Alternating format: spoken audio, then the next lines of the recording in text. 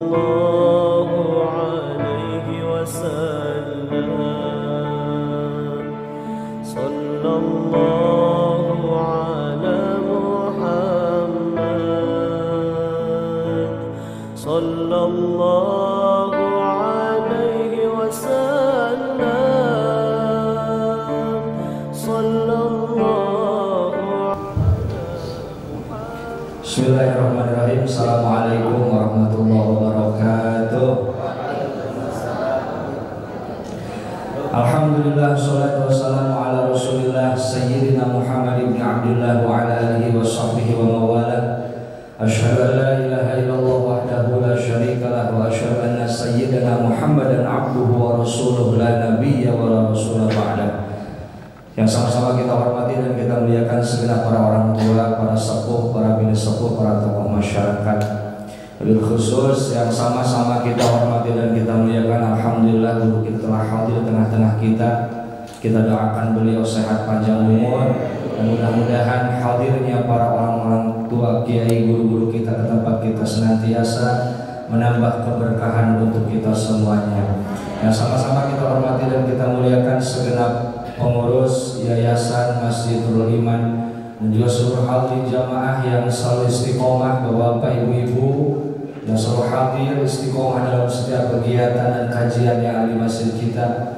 Mudah-mudahan pengorbanan Bapak Ibu semuanya, kebaikan Bapak Ibu semuanya Allah balas dengan pahala dan ganjaran yang berlipat ganda, dan mudah-mudahan seluruh rangkaian ibadah kita diterima oleh Allah Subhanahu wa taala. Bapak Ibu hadirin jamaah yang dimuliakan oleh Allah, seperti biasa sebelum kajian kita mulai, mari sama-sama kita baca suratul Fatihah untuk kita, orang-orang tua kita, dan orang-orang yang telah berpulang ke rahmatullah. Wabil khusus kepada seluruh para donatur yang selalu andil membantu dalam setiap kegiatan yang ada di masjid kita. Mudah-mudahan rezeki yang telah dikeluarkan, tenaga, pikiran yang telah dikeluarkan untuk masjid kita, yang selalu istiqomah sedekah Jumat, sedekah subuh dan lain-lain, mudah-mudahan rezekinya Allah ganti dengan rezeki lebih banyak, lebih barakah, dan mudah-mudahan pahalanya mengalir terus-terusan untuk kita, orang-orang tua kita, dan seluruh para donatur semuanya. Ala hadhihi niyyah wa ala kulli niyatin shalihah nas'aluka al-ijabah ila hadratin nabi Sayyidina Muhammadin sallallahu alaihi wasallam bil qabulil Fatihah. A'udzu billahi minasyaitonir rajim. Bismillahirrahmanirrahim. Alhamdulillahirabbil alamin arrahmanir rahim maliki yaumiddin. Iyyaka na'budu wa iyyaka nasta'in ihdinas siratal mustaqim. Shiratal ladzina an'amta 'alaihim ghairil maghdubi 'alaihim waladdallin. Amin. Bapak Ibu hadirin jamaah yang dimuliakan Allah Subhanahu wa taala, mari sama-sama kita simak, kita dengarkan ada khidmat Mau'idhatul Hasanah, kajian yang disampaikan oleh guru kita tercinta Al-Mukarram wal Mukarram Bapak Kiai Haji Ahmad Qasasi Marzuki MA. Dengan segala hormat kami persilahkan. Shallu ala Nabi Muhammad.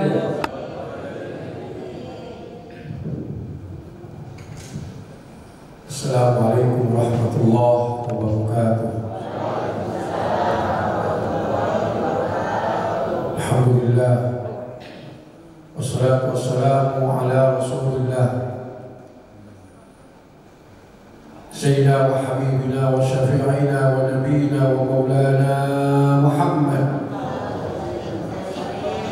ibn Abdullah al-qa'imi bihuquqillah adada ma fi ilmillah wa ala alihi wa sahbihi wa dhurriyyatihi wa mawala wa la hawla wa la quwwata illa billah. Amma ba'du.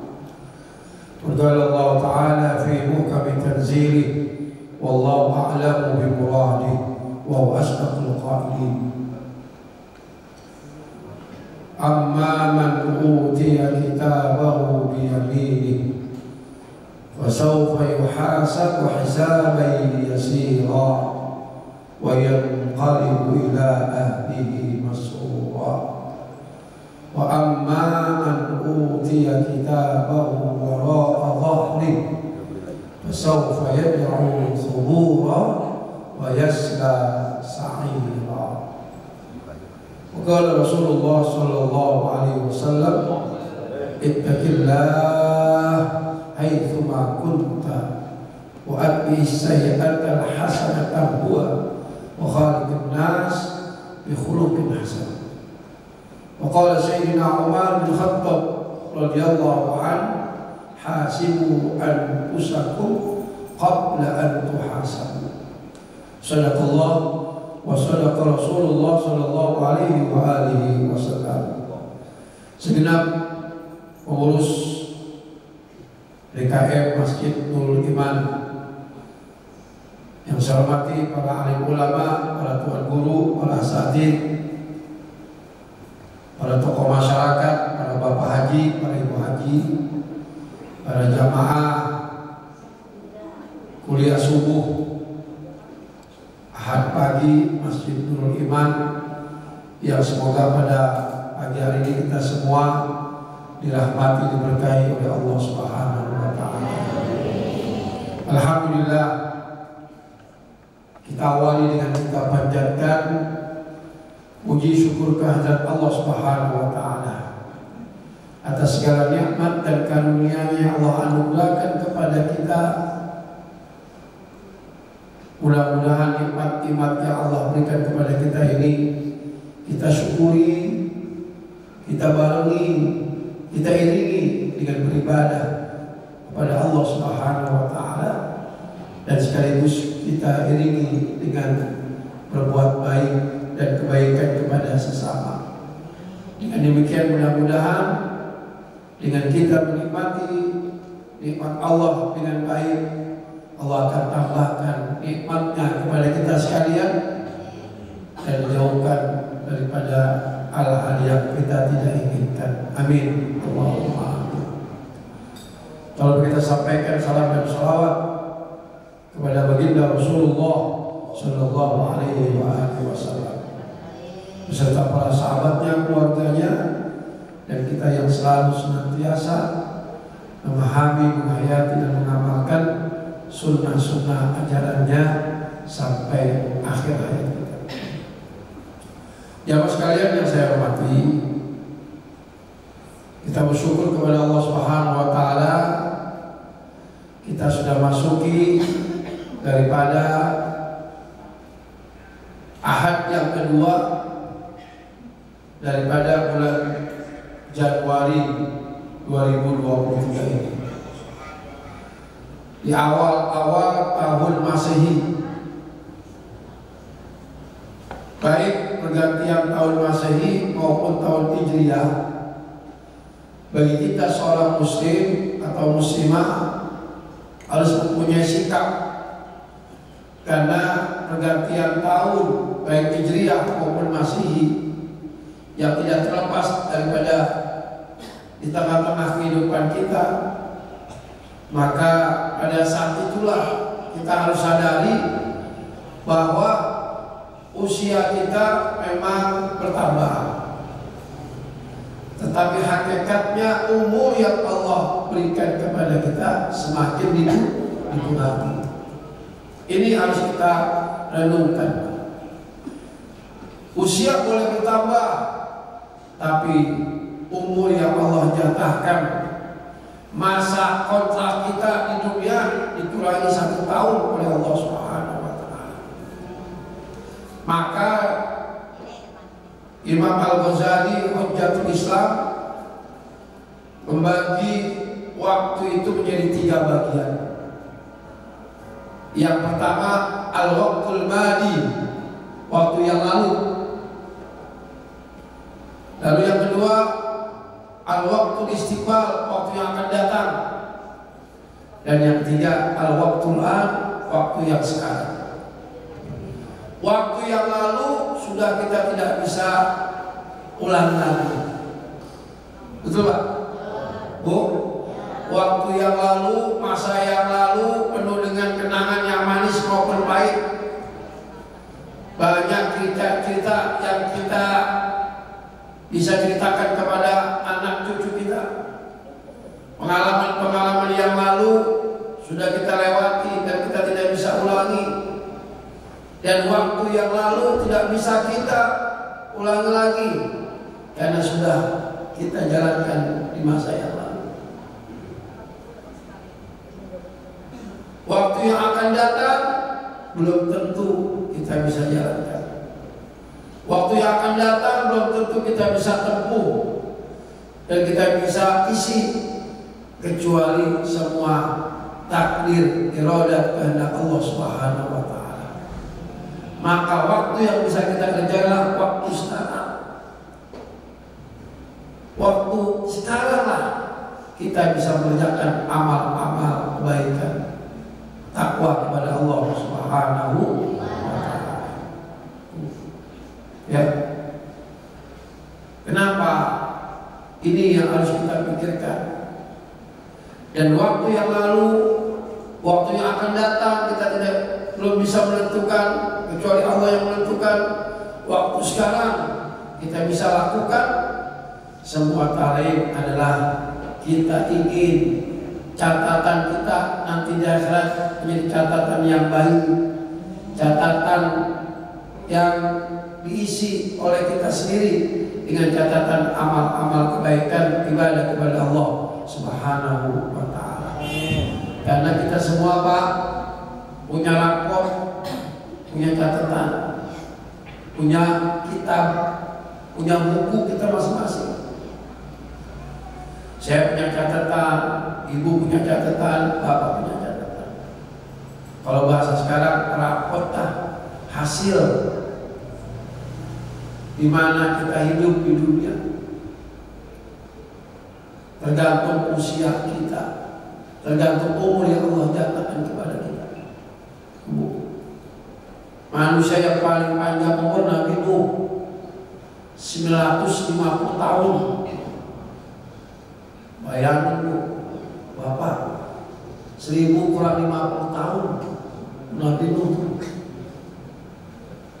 Kira-kira di sini dikasih panjang umur 200 tahun, repotin, nyusahin kali. Pak Haji pengen umur 150 tahun, pengen juga nyusahin, repotin, betul nggak? Masya Allah. Nabi Nuh 950 tahun, Nabi Adam 935, Nabi Ibrahim 187 tahun, Nabi kita 63 tahun. Kalau ngikutin umur Nabi kita Muhammad, kalau Anda di antara Bapak Ibu sekarang dan pagi hari ini sudah mencapai umur 62 tahun 11 bulan, berarti tinggal berapa? Duduk di masjid, zikir aja. Kita tidak tahu. Maka dalam perjalanan hidup kita ini yang melewati masa lalu yang sudah kita lewati, masa yang akan datang belum tentu kita akan capai. Waktu yang sekaranglah yang kita kerjakan. Maka isilah kitab catatan kita dengan catatan yang baik, tulisan-tulisan yang emas. Karena Raqib dengan Atid, Ibu, yang menulis kebaikan maupun keburukan setiap saat menulis apa yang kita kerjakan. Ibu bapak lihat rapot bocah kemarin maupun sekarang yang terima rapot, kalau lihat rapot anak kita bagus, gembira nggak kira-kira? Pak, gembira nggak? Lihat rapotnya bagus, angkanya gembira, seneng. Nggak sayang kita ajak ke anak cucu, nak mau kemana? Mau ngapain Pak? Mau ngasih hadiah karena nilai rapot kamu bagus.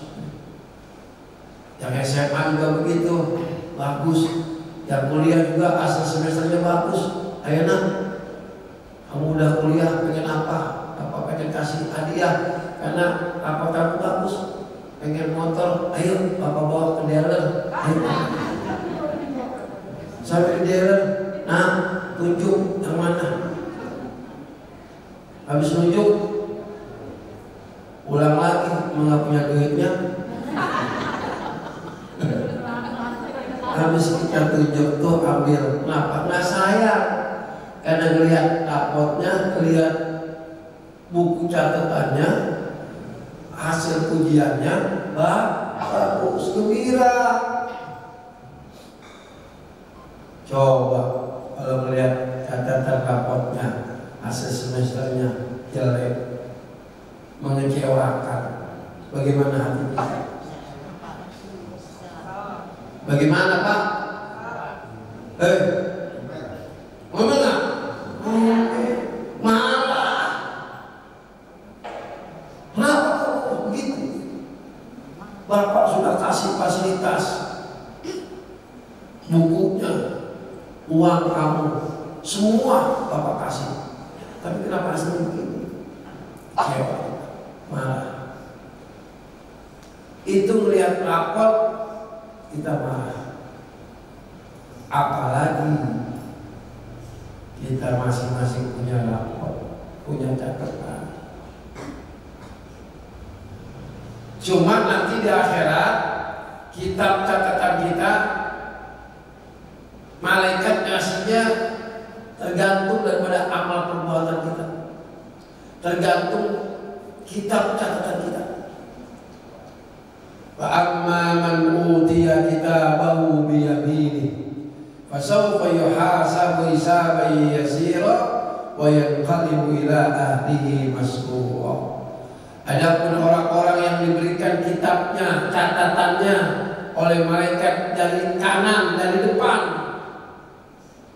maka dia akan diringankan daripada hisabnya dan kembali kepada keluarganya dalam keadaan gembira dan bisa menuju surganya Allah Subhanahu wa Ta'ala. Mudah-mudahan jamaah Nurul Iman nanti di akhirat dikasih rapotnya dari sebelah kanan dan depan. Kami dalam banget sih. Dari depan. Pak Haji dikasih dari depan. Itu kata ahli tafsir, dari depan, dari kanan itu menjadi indikator, menjadi tanda bahwa orang itu sudah menjadi orang yang bahagia di depan Allah. Cara ngasihnya aja dari depan, dari kanan oleh malaikat udah akan menjadi ciri orang yang bahagia. Tapi sebaliknya, wa amma man utiya kitabahu wara'a dhahri fasawfa yad'u thubura wa yasla sa'ira. Adapun orang-orang yang diberikan catatannya, kitabnya, tulisannya, amalnya dari belakang punggungnya, dari belakang, maka menjadi indikator orang itu akan menjadi orang yang menyesal, yang tiada taala, dan akan dilemparkan dalam api neraka Allah. Na'udzubillahi min itu. Kita kalau dikasih sesuatu dari depan kan kita sopan. Kita ngasih sesuatu ke orang nih dari depan, sopan nggak kira-kira? Sopan.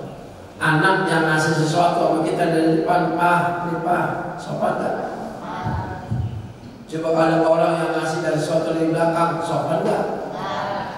Malaikat juga begini. Anak kita ngasih dari belakang, Pak, nih sendok.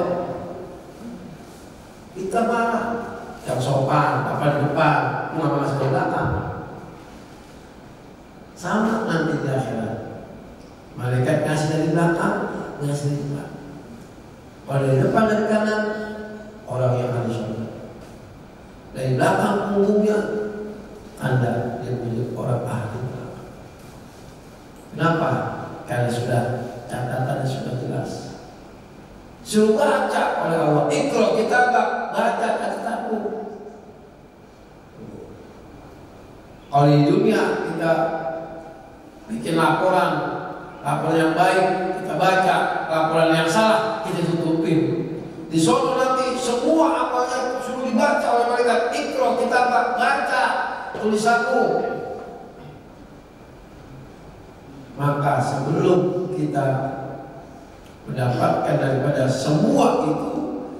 Mumpung umur masih ada, kesempatan masih ada, ayo kita gunakan untuk mengisi daripada catatan kita dengan catatan yang baik. Ya, karena kita bakalan membaca semua daripada amal-amal yang kita lakukan. La yughadiru shaghiratan wala kabiratan illa ahsaha. Tidak ada yang terlepas, walaupun perkara yang kecil, perkara yang besar, semua akan diperlihatkan oleh Allah Subhanahu wa taala.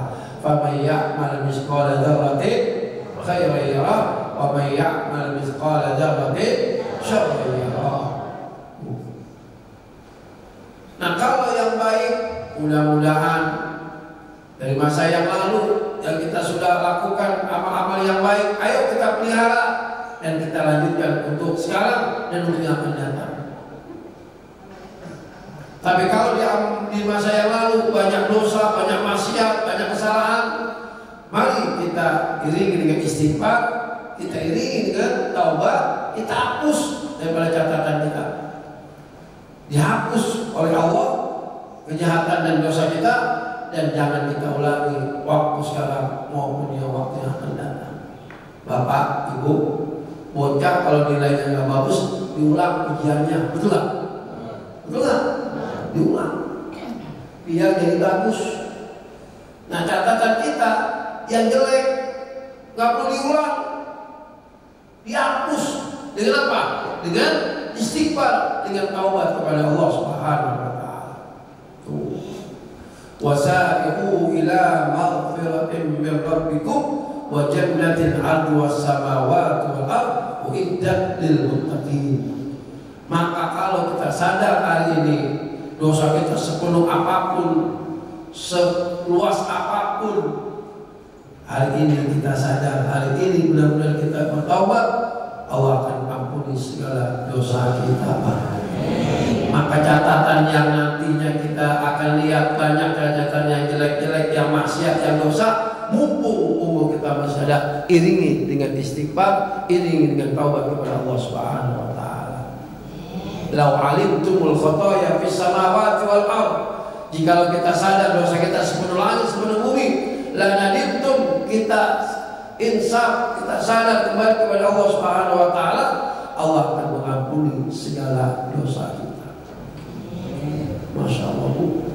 Ya, Bapak sekalian, ayo yang sudah bagus kita pertahankan dan kita tingkatkan hari ini, saat ini, sampai waktu yang akan datang. Yang dosa kita iringi dengan istighfar, dengan bertaubat kepada Allah Subhanahu wa taala. Kalau kita punya salah sama orang lain, datangi, minta maaf. Karena dosa sama manusia itu lebih berat daripada dosa kepada Allah. Ingat tuh, Pak. Ya, dosa sama Allah lebih ringan. Salah cuma 3. Dosa sama Allah, menyesal dengan perbuatan dosa. Kedua, meninggalkan dosa itu. Yang ketiga, berjanji tidak mengulangi dosa itu. Tuh, kalau dosa sama Allah. Ya Allah, saya menyesal tidak sholat subuh. Lalu saya akan meninggalkan kebiasaan saya nggak sholat subuh, ditinggalin itu kebiasaan itu. Lalu saya berjanji akan sholat subuh. Begitu, cukup. Tapi kalau dosa sama manusia, tambah satu lagi syaratnya, minta maaf sama yang bersangkutan. Kalau ada barang yang kita ambil, pulangin.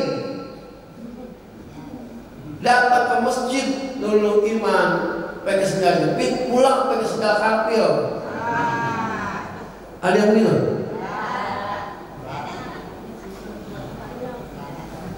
Kata bapaknya, nah, kok sendal kapil? Kata Ustaz, yang jelek dibuang, yang bagus ya. Salah itu, sendal kapil. Kata bapaknya, bagus itu, bagus. Emang apa, Pak? Kalau begitu besok ambil sepatu yang bagusan ya, begitu. Auzubillahi. Jadi tuh, minta maaf, ulangin tuh Siapa yang punya sedekah kalpir, minta maaf saya, kembalian saya lupa pakai sendal Bapak. Yang kedua, ulangin sendalnya, jangan minta maaf doang, Pak maafin ya, sendalnya mana? Ya, saya resep gitu nggak jadi itu Pak. Tuh, seorang koruptor syarat 4 taubatnya, ya Allah saya menyesal mengambil duit rakyat. Yang kedua, saya meninggalkan kebiasaan korupsi.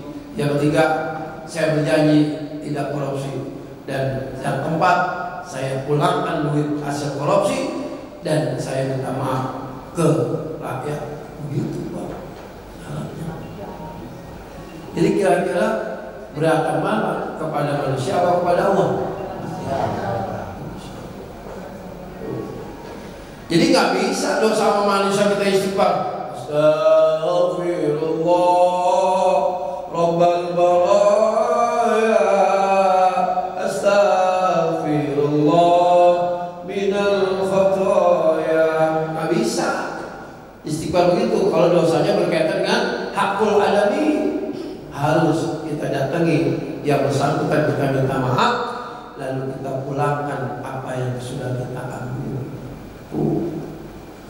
Nah itu semua tak lain adalah untuk menghapus catatan kita yang jelek.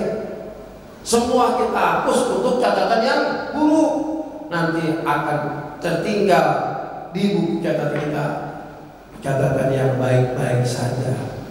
Di dunia saja anak sekolah jelek hasil angkanya, kata gurunya ulangi ujian kamu. Tapi urusan perbuatan manusia tak lain adalah apa?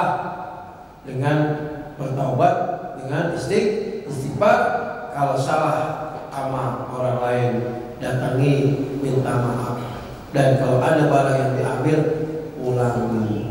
Insya Allah hidup kita akan mendapatkan ridha Allah Subhanahu wa ta'ala.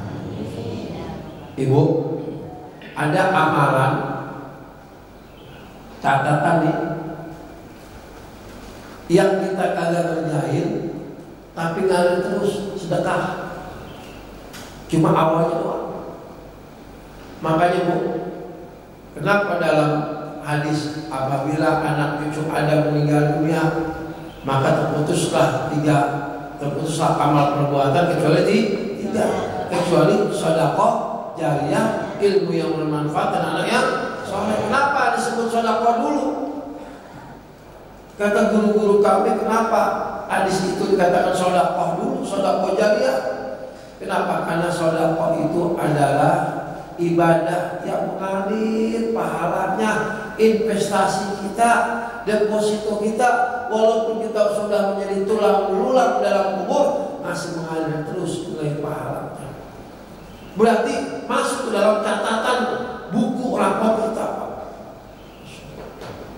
Makanya ada satu ungkapan di dalam Al-Quran, dalam surat Al-Munafiqun, wa anfiqu mimma razaqnakum min qabli an ya'tiya ahadakumul maut ya fayaqula ya rabbi laula akhartani ila ajalin qarib fa asaddaqa wa akum minas shalihin. Berinfaklah, bersedekahlah kalian dengan rezeki yang Allah telah berikan kepada kalian sebelum datangnya mati kepada kalian, sampai ada yang berkata, wahai Tuhanku, undurkan waktu kematianku, aku pengen sedekah, pengen berinfak agar aku menjadi orang yang soleh. Kok sedekah sih yang diminta? Ya Allah, tunda dulu biar aku nggak mati, aku pengen sedekah. Begitu ayatnya. Nggak ada, ya Allah tunda kematianku biar aku bisa berangkat haji dulu. Enggak. Biar umroh dulu. Enggak. Biar aku pengen puasa sebanyak-banyaknya. Enggak. Biar aku sholat sepanjang hari, sepanjang waktu. Tidak. Tapi mintanya sedekah. Masya Allah. Kenapa? Karena ibadah haji, ibadah umroh, ibadah sholat Ya, ibadah puasa untuk diri kita doang kepentingannya, betul? Bapak Pak Haji doang kepentingannya, yang lain yang belum haji nggak kedapatan. Bapak puasa, nilai puasanya untuk bapak doang, yang lain nggak kedapatan. Bapak umroh, bapak doang yang dapat pahala umroh, yang lain nggak dapat. Tapi bapak sedekah, bapak dapat pahala, ibu sedekah dapat pahala, orang pun akan senang merasakan sedekah yang kita kasih. Contoh, ada bocah anak yatim, 2 orang lewat, kita kasih duit 20.000, Nina 20.000 sedekah, bagi 10.000, kita dapat pahala, dia gila nggak tuh bocah? Gila nggak? Gembira nggak? Tuh, dia berikan makanan, dia berikan minuman, makan nilai pahalanya nanti. Betul nggak? Ada perbaikan jalan, kirimin pasir sekol sama apa? Semen 3 sak. Selama itu jalan masih dilalui oleh orang lain, pasir kita nempel di jalan itu sampai semen-semennya, maka sepanjang itulah walaupun kita sudah jadi tulang belulang dalam kubur, ngalir terus pahalanya masuk ke dalam catatan kita. Ini pembangunan Masjidul Iman, ada yang ngasih 1 paku yang ada di dalam apa? Dalam bangunan ini, 1 paku pun akan mengalir nilai pahalanya untuk orang yang memberikan. Apalagi sepakunya setrek. Bukan sedekah, jualan kali. Jadi semuanya begitu. Jadi ada amalan untuk diri kita, ada amalan bukan untuk diri kita doang, tapi orang masih memberikan nilai daripada pahala dan ngalir terus. Contoh misalnya kita taruh kain sama mukena di Masjid Nurul Iman, taruh kain A1 sama mukena 1, kita beli. Ada orang musafir masuk ke sini mau sholat, kain yang kita taruh di sini dipakai sama dia, dapat tuh yang ngasih kainnya pahalanya. Dapat gak? Yang ngasih mukena dapat gak nilai pahalanya? Walaupun orangnya lagi tidur, Allah masih. Kenapa? Gara-gara kain itu orang yang musafir, mungkin celananya kotor, dia bisa sholat karena melihat kain yang kita kasih. Itulah hebatnya sedekah. Makanya kata ulama, banyak catatan-catatan yang mengalir terus dalam rapot buku catatan kita, gara-gara apa? Sedekah. Ya, sedekah karpet. Sepanjang karpet masih dipakai di dalam masjid untuk orang sujud, itu yang memberikan dengan ikhlas ngalir pahalanya kepadanya. Masya Allah. Ya Allah. Makanya harta yang dimakan jadi kotoran, harta yang disimpan jadi warisan, harta yang disedekahkan jadi amal dan jadi teman mengantarkan ke surga. Kira-kira pilih yang mana, Pak? Pilih yang mana? Pilih yang mana? Harta yang kita gunakan jadi kotoran. Duit kita beli makanan, kita makan jadi kotoran nggak? Duit yang kita simpan pas kita meninggal dunia, kita punya tabungan banyak, punya emas untuk warisan anak-anak kita. Betul? Tapi kalau kita sedekahkan, jadi nilai pahala bagi kita, dan kita akan mendapatkan aliran pahala dari apa yang kita berikan, dan kita pun akan diantarkan sedekah itu, ya sedekah itu mengantarkan kita menuju surganya Allah Subhanahu wa Ta'ala. Tinggal kita pilih-pilih dah, ini untuk makan, ini untuk warisan, simpenan, dan ada yang disedekahkan. Kita bagi. Jangan sedekahkan semua, kita kagak makan, ya mati kita. Belum? Kita sedekahkan semua, anak kita jadi susah. Pas kita meninggal dunia, jangan. Pinter-pinter kita kelola. Ini untuk makan, ini untuk simpanan, ini untuk sedekah. Begitulah.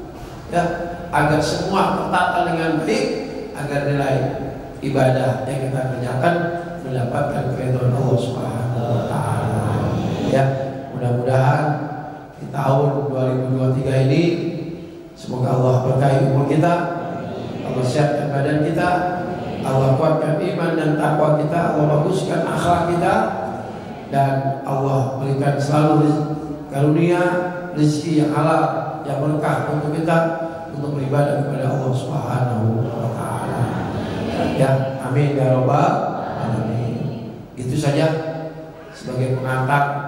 Mungkin ada pertanyaan ataupun tambahan informasi dari Bapak Ibu sekalian agar bisa hidup sempurna kajian kita pada pagi hari ini.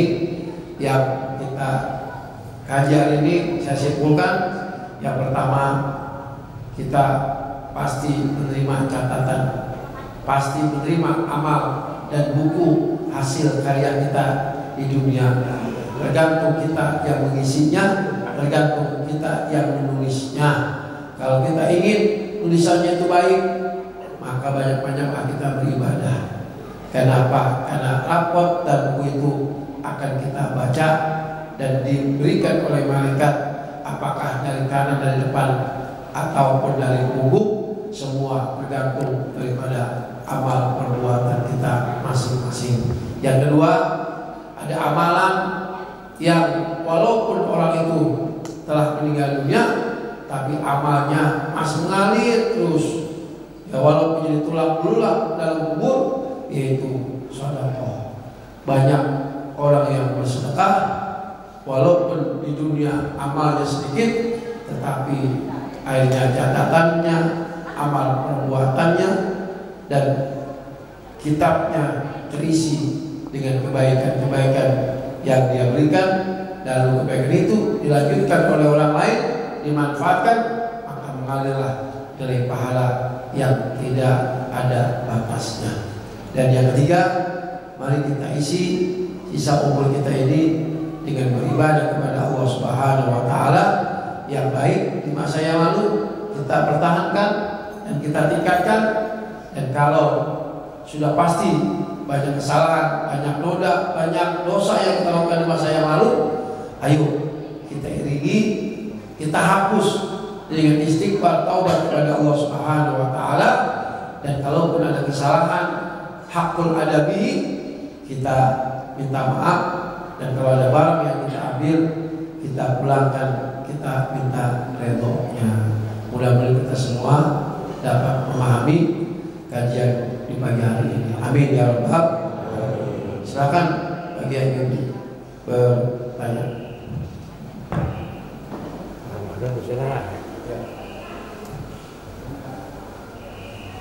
Tanya Pak Ji. Ayo. Guru Kiai nanya nih. Ya, assalamualaikum warahmatullahi wabarakatuh. Bolehkah kita menggabungkan satu sholat sunnah yang digabungkan dari beberapa sholat? Contohnya sholat duha, usolli sunatan duha, wa istiharoh, wa hajat, wa hamad, itu namanya. Baik, ya kalau gitu. Sekaligus ini kebanyakan orang di sholat, pada sholat tuh kainnya di belakangnya, mereknya di belakang tuh, pantes tuh kalau kainnya merek di belakang. Bagaimana biar? Iya. Jadi ada pertanyaan, bolehkah digabung sholat sunnah macam-macam? Sholat duha, lalu sholat istiqoroh, sholat hajat. Ya. Ini berarti orang ini suka borongan kali ya. Borongan kali ya. Suka gabung-gabung.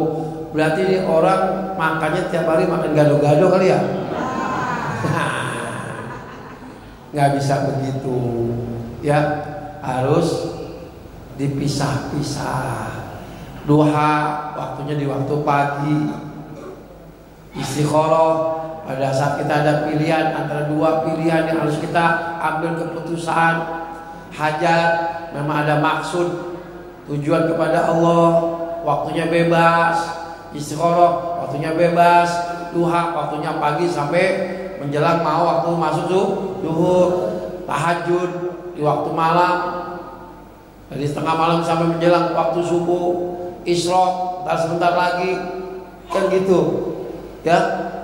Jadi tidak bisa digabung, kecuali ada dua gabungan boleh kita lakukan. Contoh, Bapak masuk ke sini, udah adzan subuh, berarti kita selesai adzan subuh ngerjain ke qobliyah subuh, ya kan gitu.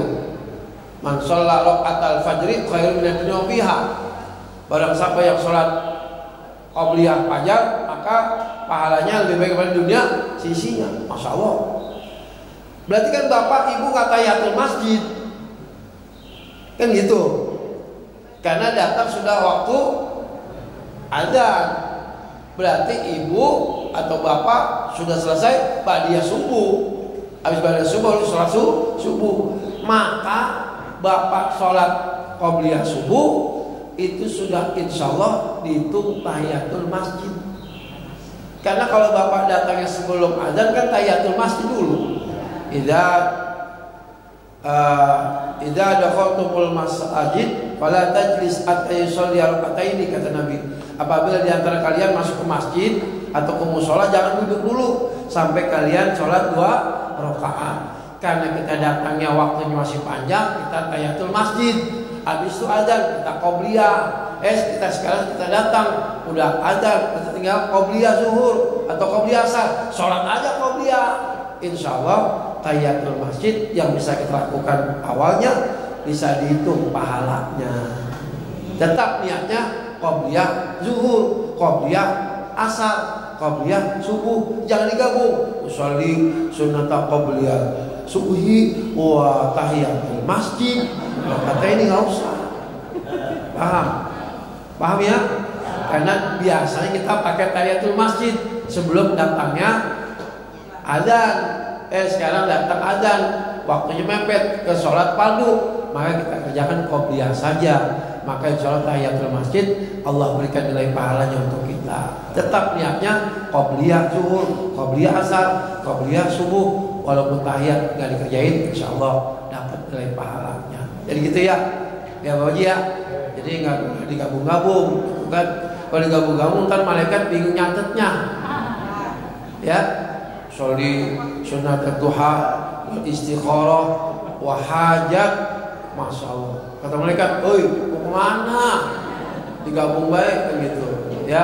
Lalu yang kedua, diharapkan kita sholat jangan ada tulisan, hukumnya makruh. Kita kan sholat kan sunnahnya apa? Ya, biar khusyuk itu menatap mata kita ke tempat sujud. Tuh, jangan begini, begitu. Kan gitu ya, hukumnya makruh. Ya. Nah sekarang walaupun mata kita ke tempat sujud, di depan kita ada orang yang pakai pakaian kaos baygon,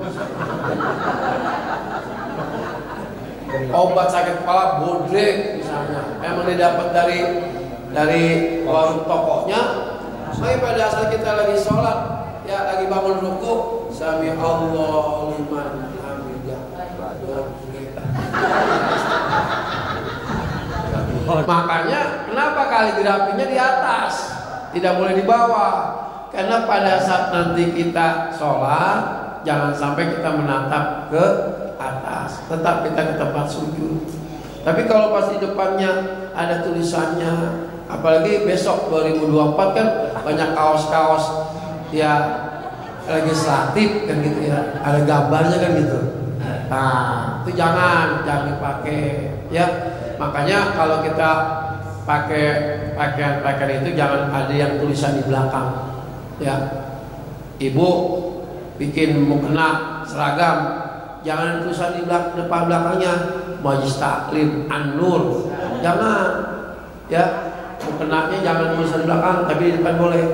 Tuh, pakai baju koko, seragam, Masjid Nurul Iman boleh, jangan di belakang. Kita kalau kita sholat di Kuitang, orang di belakang Masjid Nurul Iman. Nah, jadi hukumnya makruh ya, walaupun kita disuruh lihat ke tempat sujud. Tapi pada saat kita lagi refleks mau intiko, mau sujud atau kita mau tidak, pasti terlihat apa yang kita lihat di depan. Paham ya? Jangan ya, jangan sampai ada tulisan di belakang. Paham? Paham ya? Nah sekarang kan banyak tulisan di belakang, Pak. Lah kemarin saya sholat, Masya Allah, itu ada tulisan kaos yang lagi viral kan, tulisannya tahanan istri Jum. Tahanan istri yang pakai emang ini anak muda kan. Allah, kita baca tahanan istri. Udah dah, nggak usah ada tulisan. Kalau boleh tulisan depan, ya di sini atau di sini. Paham? Nah, sekali itu. Apalagi? Ya. Pak. Assalamualaikum Ustaz. Saya mau nanya, sedekah jariyah yang paling pertama itu kepada siapa? Kepada anak, untuk mempersiapkan kehidupan yang lebih baik di masa depannya, atau untuk tanam wakaf yang dijadikan untuk masjid dan pesantren? Oh iya. Aja, terima kasih. Wassalamualaikum warahmatullahi wabarakatuh. Sedekah paling utama yang paling dekat, wa tijal qurba haqqahu. Kita sedekah yang dekat dulu. Makanya sedekah ama yang satu keturunan masih nasab dengan kita dapat 2 pahala. Kita sedekah nih ama ponakan, ama masih keluarga kita, itu dapat 2 pahala, Pak. Pahala sedekah, pahala silaturahim. Paham tuh? Tapi kalau sedekah yang tidak kaitan dengan keturunan kita, bukan keluarga kita, cuma dapat pahala 1 pahala sedekah. Paham? Bagaimana kalau sedekah sama guru, sama kiai, 2 pahala. 2 pahala. 2 pahala. Pahala sedekah, pahala ilmunya sering kasih ke kita. Makanya Ustaz jangan pelit-pelit. Ya. Paham tuh? Itu udah modus itu mah. Paham ya? Nah kita lihat dulu lingkungan kita yang paling dekat, keluarga, terus tetangga, baru terus begitu. Sistem sedekah kita. Jangan yang jauh dulu. Tapi dalam keluarga kita masih ada yang perlu bantuan kita. Paham ya Bu? Jadi dekat dulu. Ya, kita sedekah makanan yang dekat dulu. Tetangga kita punya tetangga nih, anak kita di Pamulang, kasih tangan dulu. Kenapa? Kalau kita punya masalah, punya musibah, tetangga dulu yang kasih bantuan, bukan anak kita yang di Pamulang. Paham? Satu lagi, ini rumah kita, ini orang Nasrani, non Muslim, ini orang Islam. Ibu punya makanan, pengen sedekah, ibu lewatin Bu. Yang suruh aja kan Muslim, ini mah kafir. Jangan dikasih, zolim, nggak boleh. Ya, tetap kita kasih. Kenapa? Kalau kita punya kesulitan, punya bahaya, duluan dia yang menolong kita. Paham? Jadi urutannya yang paling dekat, terus tetangga, terus baru yang jauh. Itu namanya caranya Al-Quran. Sedekahlah yang paling dekat di antara kamu, terutama lihat keluarga kita masih ada perlu nggak bantuan daripada kita, baru orang lain. Jangan orang lain dulu kita utamain. Dalam keluarga kita masih ada yang perlu kita nggak bantu. Paham? Masalah wakaf, apalagi wakaf masjid, wakaf pesantren, ya tolong didaftarkan ke lembaga yang bisa mentasyakan atau yang bisa membuat akte wakaf. Jangan sampai kita wakafkan tapi kita tidak ada keterangan sertifikat apapun ya yang bisa melegalkan daripada wakaf kita. Jangan sampai nanti kita bilang, oh wakaf, saya wakafin tanah saya untuk pesantren, untuk masjid, ya. Tetapi keluarga kita yang lain tidak tahu dan tidak disaksikan oleh orang-orang yang bersangkutan. Ujung-ujungnya anak kita pas kita meninggal dunia, anak kita ngambil lagi itu tanah wakaf dari pesantren, dari masjid. Ada yang begitu nggak kira-kira? Makanya kalau yang ingin wakaf, kita harus melibatkan seluruh keluarga kita, anak-anak kita semua. Nih, bapak punya tanah, ibu punya tanah. Ya, tanah ini udah dibagi-bagi sama kalian semua. Ini ada sebidang tanah, ibu, bapak mau wakafin. Semua setuju, semua melihat, dan kita minta sertifikat wakaf. Ya, lembaga yang kompeten tentang wakaf, kita daftarkan wakaf kita kepada yang bersangkutan, nanti dikeluarkan. Akhirnya masyarakat tahu semua dan tidak ada yang berani menggugat, apalagi dari pihak dalam, pihak keluarga. Tapi kalau orang lain kita tidak libatkan, dan kalau kita tidak daftarkan wakaf kita, nanti ujung-ujungnya anak lihat gede juga tuh ya, lumayan juga tuh ya. Akhirnya jadi rebutan oleh ahli waris. Itu udah banyak kejadian begitu. Yang sedih siapa? Orang tua. Paham? Ya, betul nggak? Nah, dek, semua tuh ada tanah di depan, pengen wakafin ya, mak. Enggak, jangan, itu tanah orang masalahnya. Paham ya Bu? Jadi begitu Bu. Jangan sampai sedekah kita sia-sia, harus dijalankan dengan baik. Ada saksi, ada lembaga yang bisa melegalkan wakaf. Ya gitu nggak? Makanya mohon maaf nih, ya, sampai ada instruksi masjid, musola, tolong didaftarkan untuk apa wakafnya. Karena kalau tidak ada daftar wakaf itu nanti ujung-ujungnya bisa dibongkar. Ya, tuh, ya, bisa dibongkar kalau ada peraturan pemerintah setempat. Makanya didaftarkan semua yang nilai-nilai wakaf yang ada di sekitar lingkungan kita. Paham ya? Ini ada yang ribut nih, salah. Jadi saya kemarin dapat informasi Pak, ada orang di Tangsel, saya nggak sebutin ya, dia wakafin tanah untuk gedung serbaguna, gitu. Tiba-tiba gedung serbagunanya digusur karena akan pelebaran untuk bikin perumahan.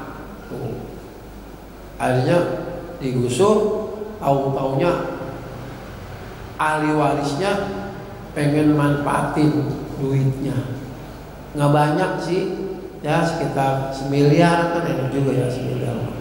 Ya, nah ini kan menjadi masalah, ya. Jadi sekali lagi, biar yang wakaf kan mendapatkan nilai sedekah mengalir terus, maka diatur dengan baik, diatur dengan sesuai dengan undang-undang yang berlaku. Saya kira itu.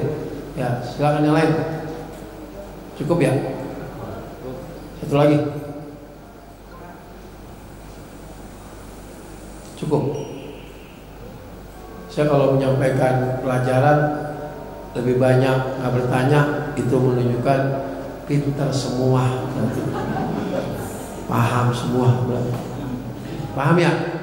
Nah, sekali itu ya, semoga kajian kita di Ahad yang kedua di Masjidul Iman ini Allah berikan menjadi ilmu yang bermanfaat, ilmu yang berguna untuk menambah kita beribadah kepada Allah Subhanahu wa taala dan berbuat baik kepada sesama, dan semoga kita nanti hari-hari ke depan, waktu yang akan datang, Allah berikan kekuatan iman, kekuatan Islam, Allah panjangkan umur kita dalam taat kepada Allah Subhanahu wa taala.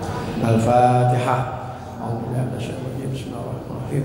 Alhamdulillahirabbil alamin arrahmanir rahim maliki yaumiddin iyyaka na'budu wa iyyaka nasta'in ihdinas siratal mustaqim siratal ladzina an'amta 'alaihim ghairil maghdubi 'alaihim waladdallin. Allahumma shalli ala sayyidina Muhammad wa ala ali sayyidina Muhammad. Allahumma anfa'na bima 'allamtana wa 'allimna ma yanfa'una. Rabbi zidna ilman yanfa'una. Allahumma anfa'na bima 'allamtana wa 'allimna ma yanfa'una. Rabbi zidna ilman yanfa'una. Allahumma anfa'na bima 'allamtana wa 'allimna ma yanfa'una. Rabbi zidna ilman yanfa'una. Wa habli ya wahhab ilman wa hikmatan wa rizqi ya razzaq kulli musahilan wa bil khairi ya fattah fafta wa bil huda wa bil ilmi ya alim kulli mufatilan. Rabbana atina fid dunya hasanah wa fil akhirati hasanah wa qina adzaban nar. Wa sallallahu ala sayyidina Muhammadin wa ala alihi wa sahbihi wasallam. Walhamdulillahi rabbil alamin. Assalamualaikum warahmatullahi wabarakatuh.